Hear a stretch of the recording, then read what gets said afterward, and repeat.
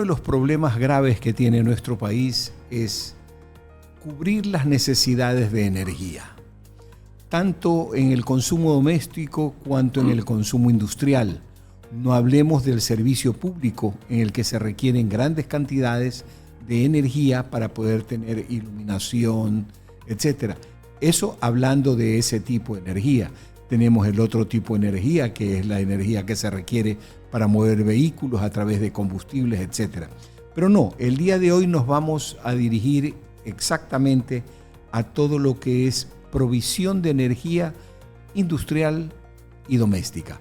Para el efecto contamos con la presencia del señor Javier Acosta, gerente general de Airis. Gracias, señor Acosta, por haber aceptado nuestra invitación. Bienvenido. Gracias, Alberto. Un gusto estar con ustedes.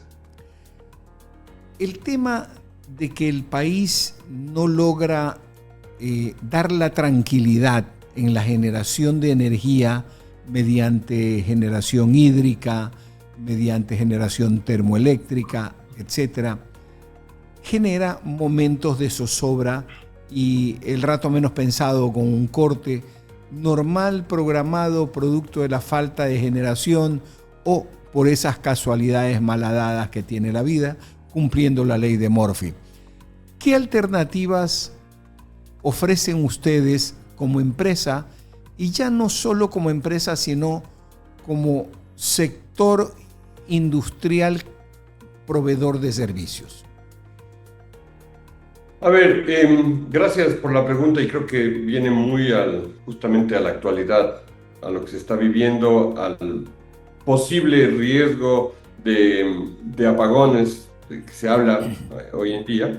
Y efectivamente, yo creo que, y perdón que le voy a dar un enfoque diferente a la respuesta frente a la pregunta, y es que a veces los ecuatorianos estamos muy cómodos esperando que el gobierno central o los gobiernos seccionales hagan algo por nosotros.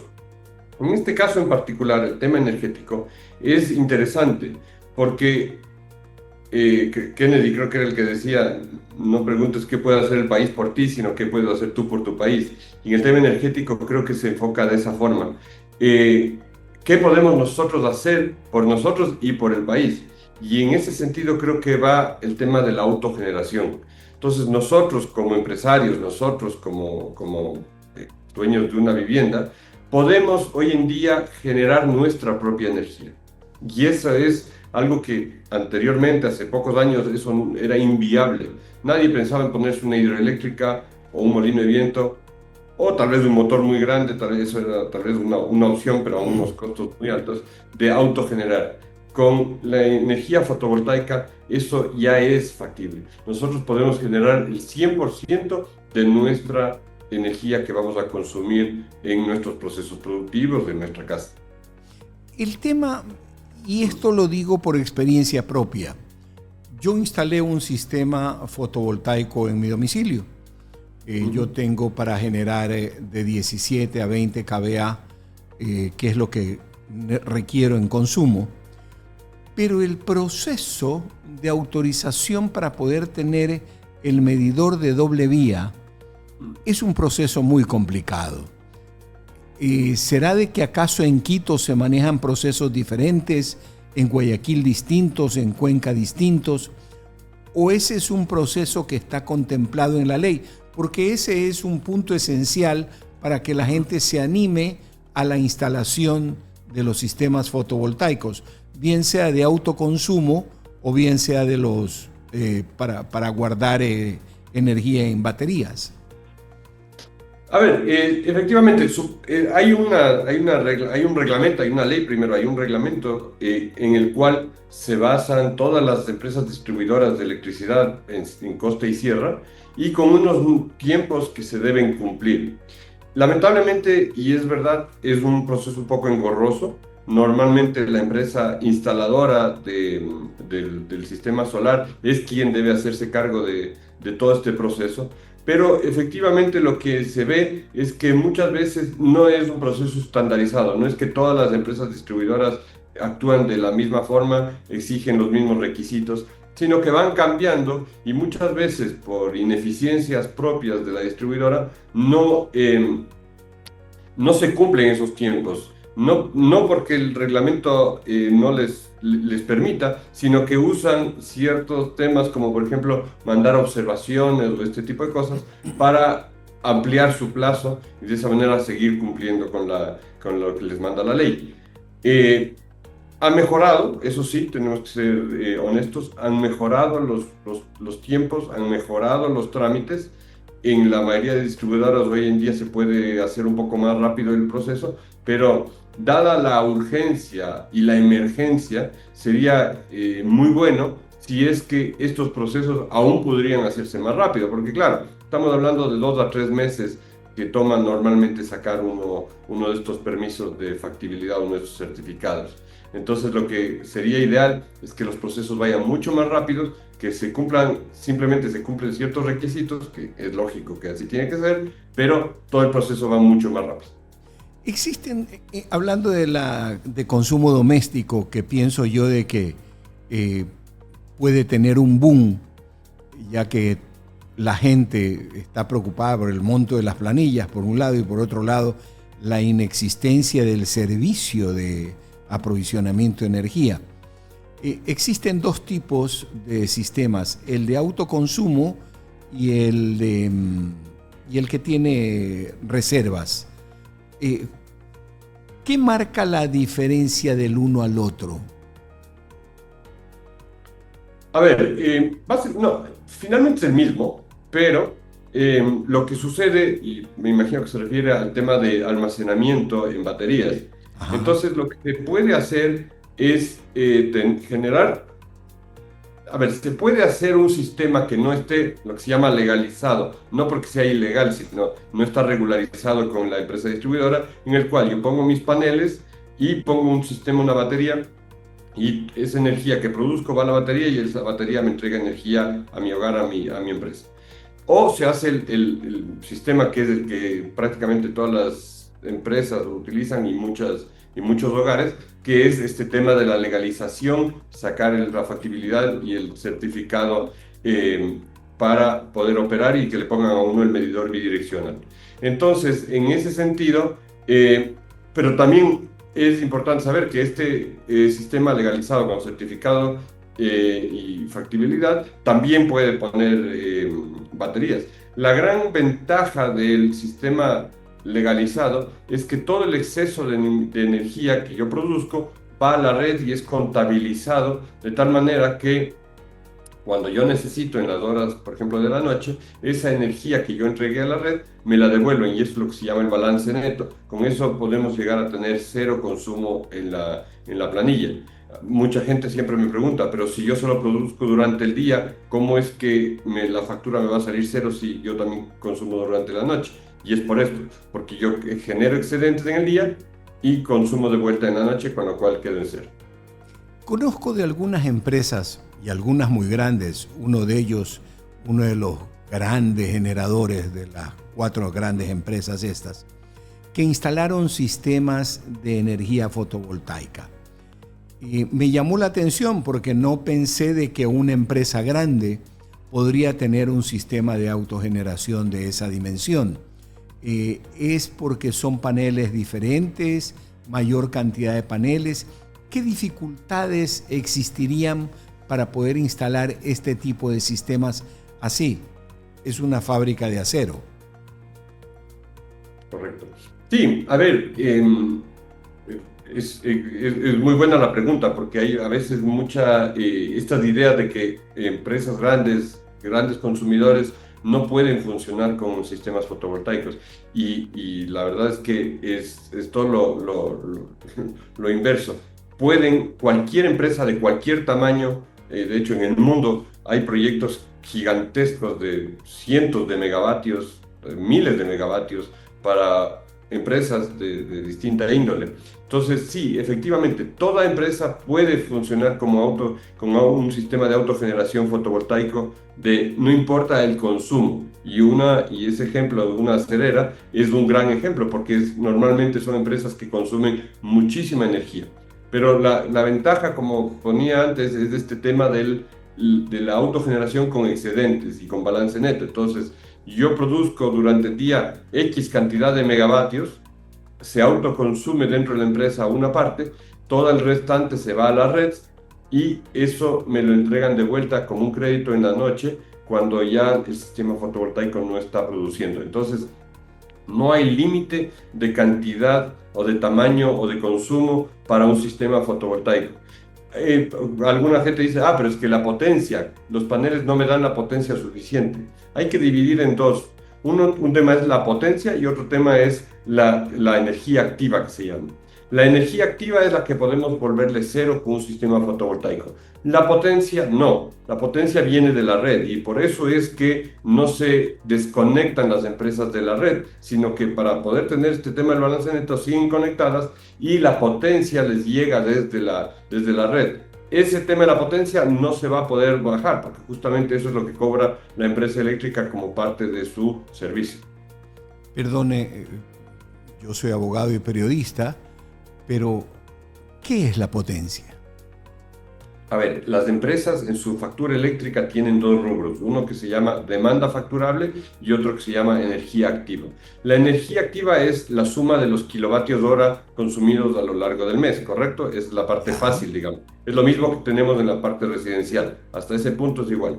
Pero como digo, tienen otra línea que se llama la demanda facturable, que es la potencia. Quiere decir que si yo enciendo X cantidad de máquinas y en un momento dado, en un periodo instantáneo, yo consumo 20 kilovatios, entonces la empresa eléctrica me va a cobrar esa potencia, que es como la foto de un segundo, y me va a decir, usted consumió 20 kilovatios, por lo tanto de demanda le voy a cobrar 20 kilovatios. Independiente que durante el mes haya consumido X cantidad de kilovatios hora de energía activa.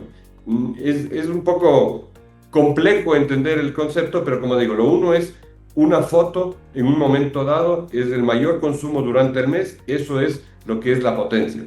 Mientras que lo otro es la sumatoria del consumo energético que se va sumando mes a mes.